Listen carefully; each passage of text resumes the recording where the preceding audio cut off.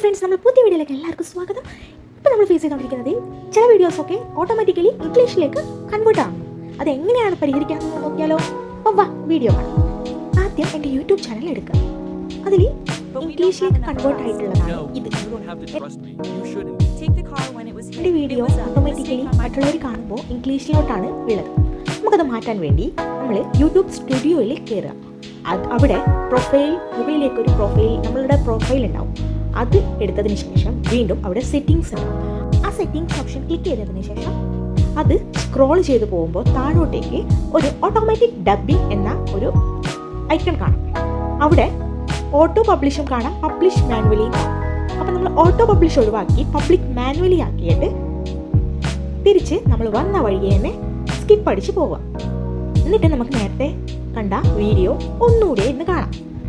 Language ഇംഗ്ലീഷിലോട്ട് convert ചെയ്യുമ്പോൾ automatically നമ്മളുടെ reach കുറഞ്ഞ് വ്യൂവേഴ്സ് കുറഞ്ഞ് നമ്മളുടെ അക്കൗണ്ട് വ്യൂവേഴ്സ് ഇല്ലാതാവാൻ കാരണമാവുന്നു. അപ്പോൾ ഇത് നിങ്ങളെല്ലാവരും ശ്രദ്ധിച്ചു കഴിഞ്ഞാൽ നിങ്ങൾക്ക് വ്യൂവേഴ്സിനെ കൂട്ടാം.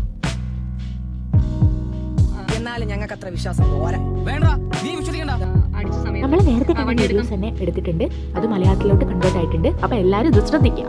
അടുത്ത വീഡിയോ വീണ്ടും വരാം. അതുവരേക്കും ബൈ ബൈ.